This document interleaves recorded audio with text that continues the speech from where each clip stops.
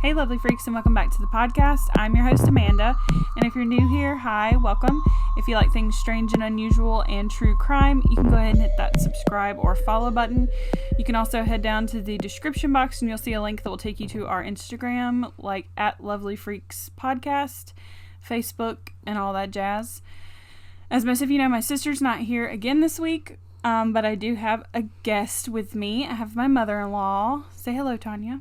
Hello. And so she's going to be doing this episode with me. And then Hannah will be back next week. So don't fret, guys. She'll be back. But like I said, she's been out west and she's had tons of fun, her and my parents. So I'm sure she'll have a lot of stories to share with you guys when she gets back. Okay, so I'm trying to think of anything else I need to tell you guys. I can't really think of anything. I will say, if you guys want to, like always, if you want to send us stories, please do so on our Instagram. We've actually had a few people send in some stories, and we're going to do them over the next course of this summer. They're not stories, personal stories. They're actually different things that they want us to talk about. One of them was I can't ever say it right, the Delv Pass, I don't know if you know what I'm talking about, but it's those hikers that went up to the Delv Pass and then they all mysteriously died. Mm-hmm. Have you ever heard of that story? Yeah. So that's one that someone wanted us to talk about. So anyways, if you guys have any other cases you want us to talk about, let us know. Okay, so today we're going to be talking about the Alaskan Triangle. I didn't really even know this existed until I started diving into all different kinds of articles last night. And then I just kind of went down a rabbit hole. So the Alaskan Triangle is kind of like the Bermuda Triangle. There's actually a bunch of different places on Earth, didn't realize this either, that have different vortexes and stuff like that, and different places where people have mysteriously disappeared. Like a lot of people have mysteriously disappeared. The disappearances in the Alaskan Triangle, however, it's at a rate of 16 times the national average of people that have disappeared. This includes ships, planes, people hiking, what's another thing I'm trying to think of? Like forestry people and all that.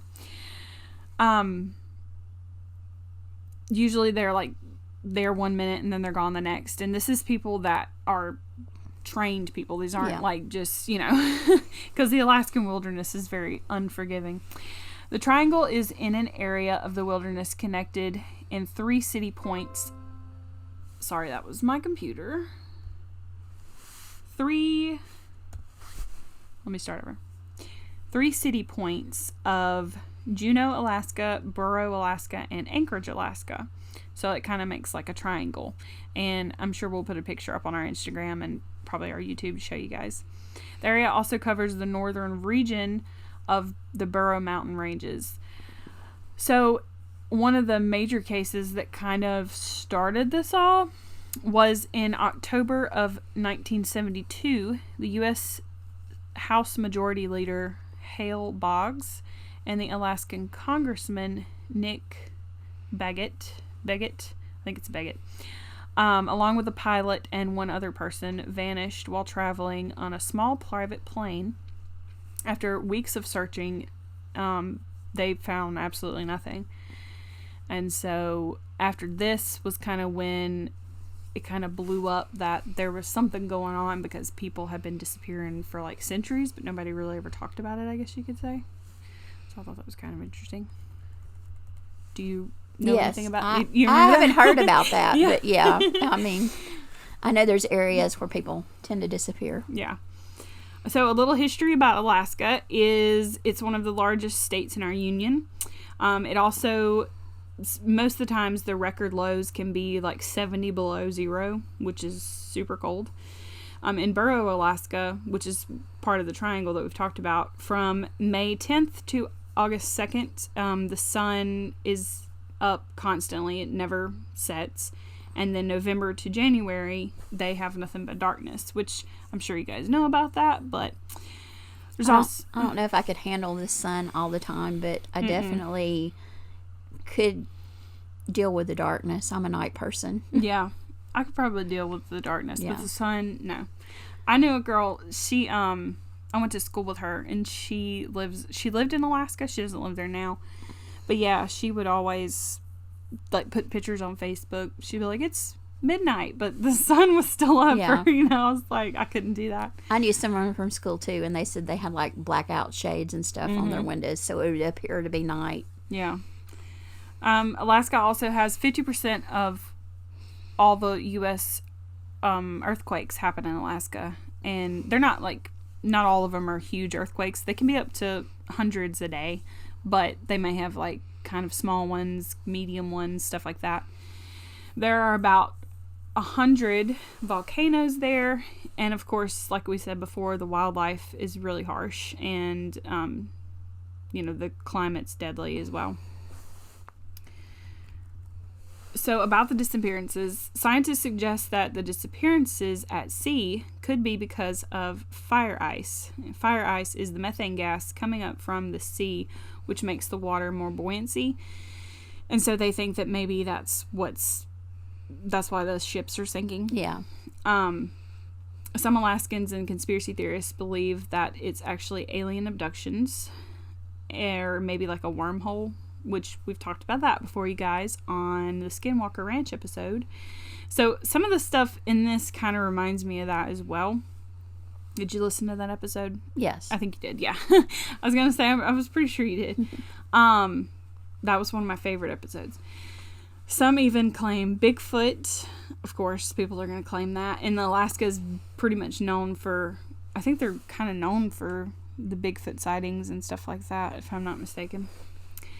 Then there are people that believe that it's just because of the harsh climate and the wildlife. Some people just think these people are going missing because, if you're in the middle of the wilderness and you see a grizzly bear or something like that, that might be why they can't find a trace of them, because they got eaten. But like polar bears are supposed to be very violent. They have polar bears in Alaska? Yeah. Do they? I didn't know that. I don't know. I believe they do. Isn't that's the Arctic? The polar bears live in the Arctic. The Arctic's the other way. That's the Antarctic.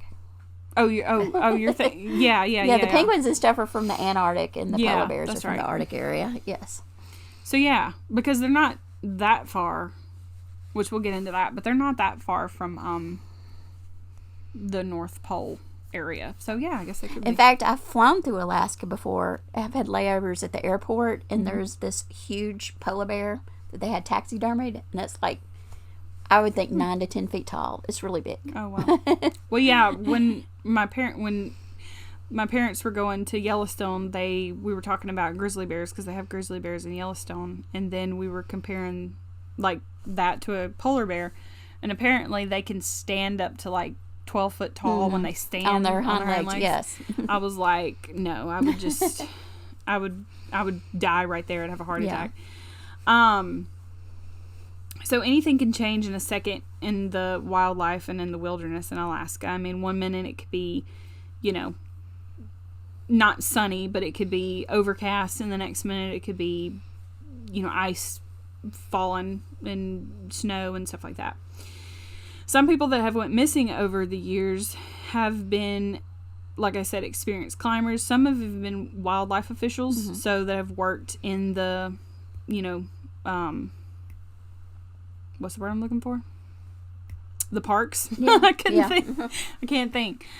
They're trained to deal with the climate and the wildlife. So the flight with the government officials that I talked about in 1970, the plane was flying from Anchorage to Juneau.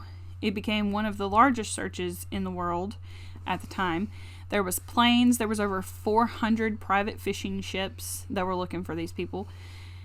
They were also looking for the plane too, and they never found any of it. There was over 100 private planes, Coast Guard, and even spy planes. So, of course, since they were government officials, they involved the Pentagon in this, and the Pentagon couldn't even, they had certain spy planes that would pick up infrared signatures and stuff. They couldn't even find any sort of bodies or plane or anything. Yeah. Well, the Speaker of the House is third in line to the President, so Yeah. it is a very important person. Pretty important.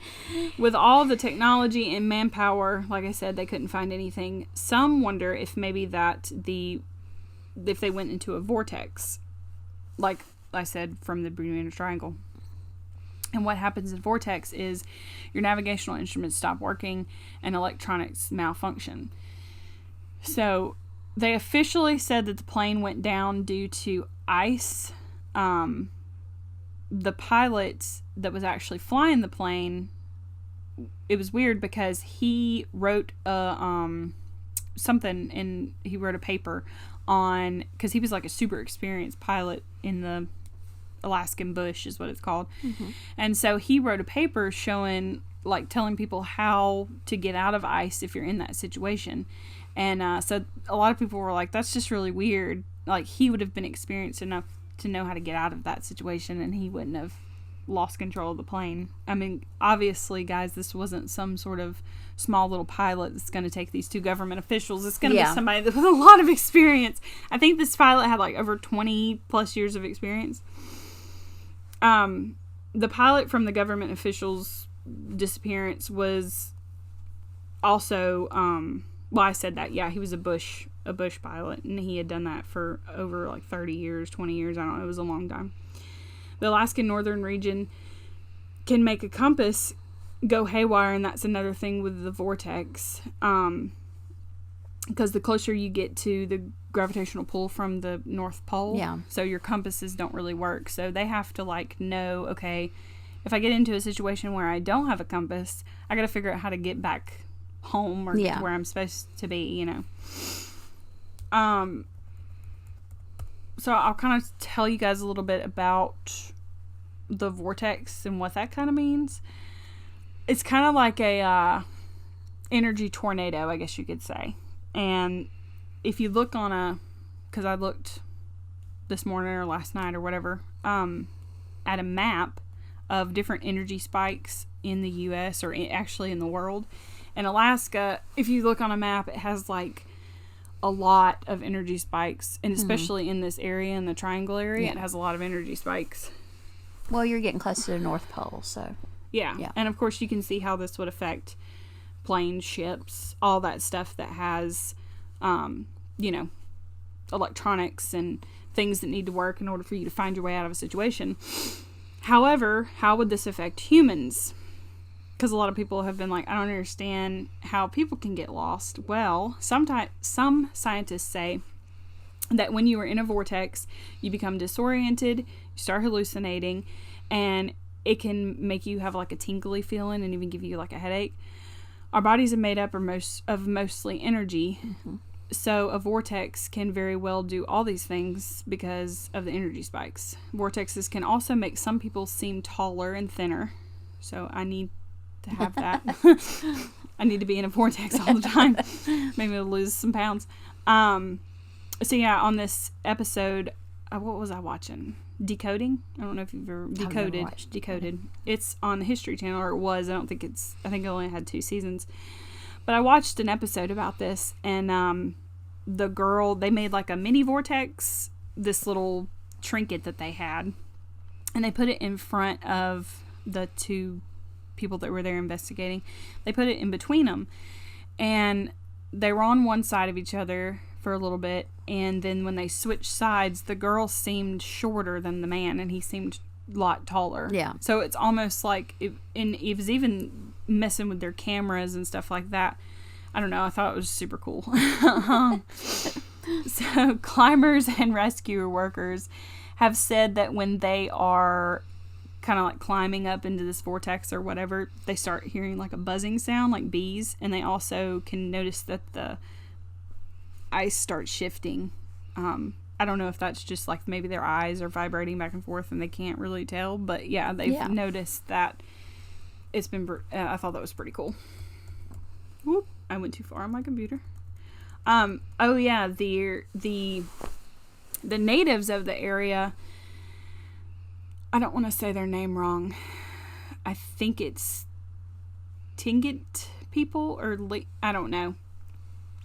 the tribe in that area, I'm going to say that because I don't want to say it wrong and somebody get mad at me. So the tribe in the area, they believe that the triangle actually has a shapeshifter. It's a demon that is called Kushtaka. I'm pretty sure that's it. Kushtaka. It's a half man and half otter like thing. He's also a shapeshifter. So the elders of the tribes would tell people that that's why people go missing, because he can shapeshift. And like if your grandma was supposed to be in the shed and then you saw her at the edge of the woods and she started waving you to come to the woods, it would be him and it wouldn't be your grandma. Yeah. So, and we kind of talked about that. It kind of reminded me of skinwalkers again from Skinwalker Ranch. But the tribes, like even grown men are like super scared of this, and they like that's all they believe. They believe that that's the only reason why people would disappear in the Alaskan Triangle is because of this, what would you call him? Spirit, I guess. Because what's supposed to happen is he's supposed to trap your soul, and then you can't like ever go to the spirit world, basically. Okay. Yeah. It kind of reminds me of that series, The Terror, which was actually about a real ship in colonial times that was navigating through that area. Mm-hmm. And they got stranded and they went wild on the TV show. But I guess the crew disappeared of the two ships, and it was in that area. So maybe that, maybe they started hallucinating and they thought something was stalking them. And yeah. Oh. It could have been based off this. I know that I'm not very good with history, but the guy that sailed to Alaska first, do you know who I'm talking about? I don't know if you know who I'm talking about. Somebody will know. Put it in the comments. When he got there, his crew and everything, they started experiencing a lot of problems. Like they would have people that would disappear. Maybe that's what that show you're talking about is based off of, too. Or well, I don't know. These were from England, I believe. Was it colonial times? Yeah. Yeah. That's what this was. But they were trying to map a passage through there. Yeah. That's what this was. So that must have been it. Yeah. It's the same. Must be the same person. But yeah, they were, and they were trying to map. That's what it was. They were trying to map a passage, and they kept getting lost, or they would either some people would start hallucinating, and then people would start disappearing, and just a whole bunch of stuff started happening. So I bet that's it. I bet it's the same thing. And that was a TV show? Yeah, they made a series about it. Huh. Cool. I believe it was on AMC. Oh, okay. But it should be on Hulu, I believe. I believe it's on Hulu. So we're going to talk about the UFOs, but well, we'll talk about, there's been a few UFO sightings, but we're going to talk about one in particular. But yeah, other than that, we'll just pause at this time and talk about what we've learned so far. I thought it was pretty interesting. I guess kind of every culture has some sort of legend about a monster or something like that. I mean, they even talk about Bigfoot. Yeah. I haven't watched any of the Bigfoot stuff. Have you ever watched that? I've seen some things on it. Yeah, like Bigfoot sightings and all those different TV shows. I don't know, there's like a million TV shows. On Fox Nation, there's a Monsters Across America, and one of the girl actually goes and to some of the places Bigfoot's been sighted. Oh, and it's a really interesting series. I didn't know they had that stuff on Fox Nation. Yes. I never got the free, by the way. I think they extended it. You might want to look into it. I'm going to have to look at it then. If not, you can log into mine. Yeah, because you kept telling me, and I totally forgot to do that. Yes. The thing about the vortex really is interesting to me, though. And just, it blew my mind how different, I don't know, the Earth is so crazy, you guys, and we've only discovered so much of it. I mean, just think about our oceans, and we've talked about this before on this podcast, but we've only discovered 5% of the ocean. Yeah. And this world is covered in like 85% of it. So that just alone scares the crap out of me, because I don't know. There's no telling what could be out there. Yeah. But yeah, the vortex thing is really interesting. And like I said, you guys can look it up. There's different spots. I want to say it's the Bermuda Triangle, the Alaskan Triangle, Headstone, and there's a few other ones. There's some little island off the coast of California. And it all kind of makes like a triangle around the whole world, actually, around the, different points. And I think there might be somewhere in Japan as well, or something like that. I'm not sure. So, but now we're going to talk about the UFO sighting from this Japanese airplane. So, in 1986, 3 UFOs played tag pretty much with a Japanese airline cargo flight 1628 for 50 minutes while they were visibly observed by the crew. The crew was observing what was going on. During the last 30 minutes, the UFOs were tracked on the military and civilian radar, and the entire encounter was verified by a high-level administrator of the FAA. So they literally, and this is another, oh, he's fine. That would be, what's his name? Indiana. Indiana. He was trying to tell me what his name was. He wanted to comment on what we're talking about. That's fine. My cat Logan constantly, he'll come up in our stuff. One time he messed up the recording. So yeah, this is another example of the government knowing that UFOs exist and not telling anybody. So, there's that. So it's like the X-Files is real. Yeah. Till now. Now they're like, oh yeah, by the way, aliens are real. Thought you guys, I don't know. Or UFOs are real. So this got like worldwide media coverage. The Japanese airline captain, you guys know him bad with names. Kinju. I'm going to call him that. I'm pretty sure that might not be it, but we'll see. He was an ex-fighter pilot and a senior airline pilot, and he had over 10,000 hours in flight time. He was assigned to the flight of this Japanese cargo plane, and the flight was from Paris. I almost said Texas. Paris, and then it went to Anchorage, and then it went on to Tokyo. So the captain, sitting on the left side of the cockpit, saw unidentified lights out of his side window to the left and below. He thought that it was a military plane, and he ignored them. After a few minutes, he realized that these unidentified flying objects were pacing him. Flight 1628 contacted the Anchorage Center twice, like the Alaska, airplane. What's it called? The tower. The control tower. Yeah. There we go. I can't think.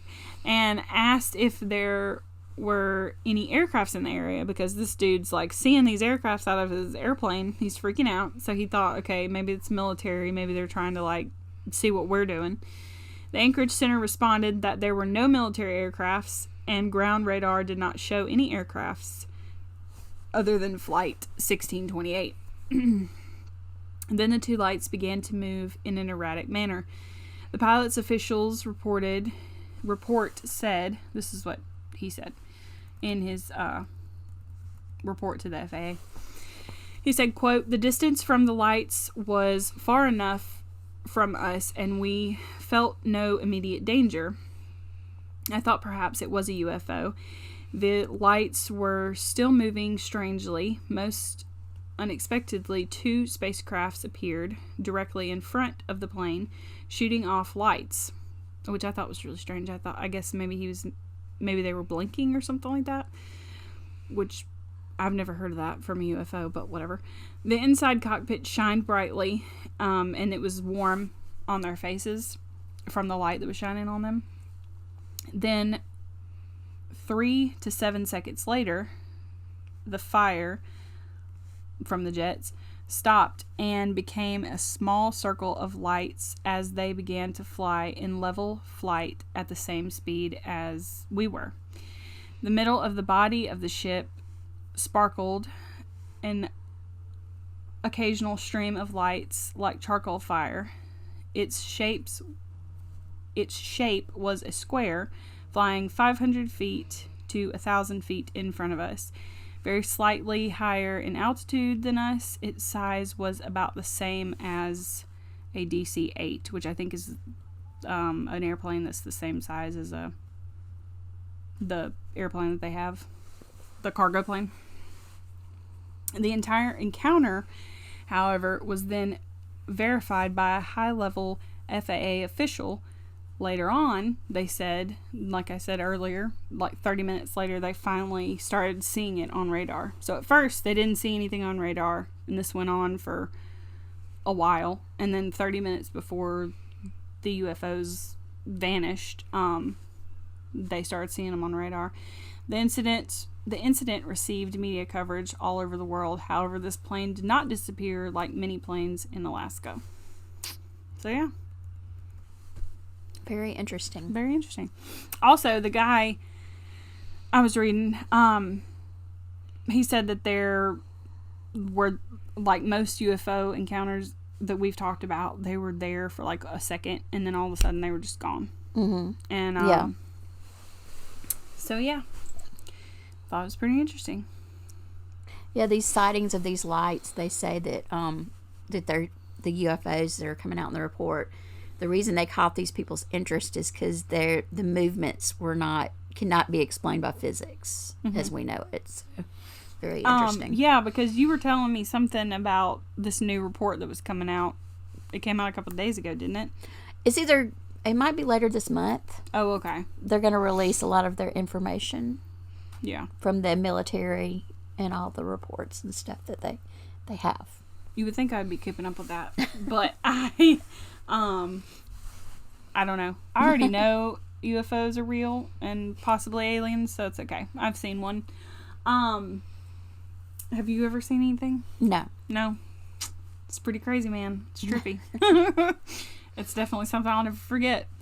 So yeah, that was one UFO sighting. And then I believe there was a climber. I don't know. I didn't really put it in here, but there's been plenty of climbers in this triangle that have seen, different orbs in the sky. Yeah. One guy said that he was climbing up this mountain and he saw a green orb, like high up in the clouds. And also, of course, in Alaska, they're not going to be able to see, like we've talked about at Skinwalker Ranch, where there was lights all the way around the spacecraft. I mean, they're probably not going to be able to see that because there's tons of cloud coverage. So, well, and they see the northern lights certain part of the years too. So yeah, that too. So, and that's probably why they don't see as many UFO sightings as, I guess, other places, because I'm sure when it's daylight outside, it's hard to. Yeah.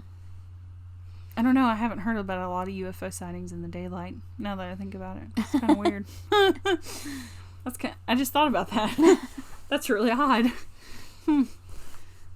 Maybe it is military planes. No, it's not, guys, because the military's already come out that it's not. It's UFOs. But that freaks me out. That I mean, it doesn't freak me out. I've known for years that there's UFOs, but the fact that the military now and the government is like coming out saying, yeah, they're releasing real the reports that they have, and all those things, all those conspiracy theories from theorists from back in the day, like in the 60s and 70s, because there was one, which I'm sure you've heard about, that whole town that experienced the UFO sightings. Yes. Yeah. I think that was actually on, what's that show? Unsolved Mysteries, the new one. Mm-hmm. It was on the new Unsolved Mysteries, which we were going to talk about that one time, but I decided not to because it's on Unsolved Mysteries, so I'm sure everybody's seen it. If you listen to this podcast, you've probably watched that. If you haven't watched Unsolved Mysteries, you should, because it's amazing, especially the new one. So yeah, anything else you want to add? It's just very interesting. It's, people do disappear all the time. So, I mean, what happened to Amelia Earhart? She just disappeared out of the blue. Yeah. Yeah. That's true. And these government officials, I was trying to think about what was it that got me? There was something that got me started on this, and I can't remember what it was. I know I was looking at serial killers in Alaska, which we've covered one. And then there's that guy that used to, I can't think of his name right now, but he would hunt people in Alaska. Like, he would literally kidnap them and let them go in the wilderness and then hunt them to shoot them. Which kind of reminded me of an episode of Criminal Minds. Yes. I want to talk about, so I've been watching Criminal Minds a lot lately, you guys. I think I told you that on the last couple episodes. But I wish that some of these cases were real, so that way I could actually dive into them, talk about them, because they're very interesting. They do say they get ideas from actual people. Because I think they actually did one where it was a brother. It was the brother. They weren't in Alaska, but it was two brothers that were like hunting people. Yeah. I don't know if you remember that episode. But yeah. And then I think they've actually done one that kind of resembled JonBenet Ramsey's case. But I think it was with like a boy. Mm-hmm. So yeah. But, alright. Well, that's pretty much it. Like I said, next week, Hannah will be back with us. And, I don't know. We might do the I can't ever say that. I think it's DeVille Pass or something like that. But I just call it Delve Pass because I don't know. That one's been done a lot before, but we might try to do that one. Or we might do a serial killer. I don't know. We'll see. I know we need to do a lot of you guys have requested for us to do an episode on another abduction.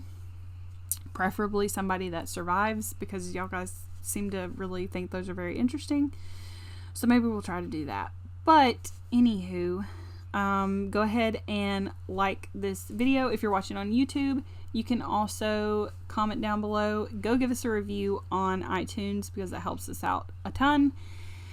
And just thank all you guys for listening so far, because we're now up to 2,000 and something listeners. Last time I checked, it's been a couple of days, but yeah, 2,050 or something like that. That's good. Yeah. So keep on going. Share this with everybody. And thank you for doing this with me, so I didn't have to do it by myself. I hate not being able to talk to somebody and bounce ideas off of somebody. So anyways. All right. Well, we'll see you guys later. Bye.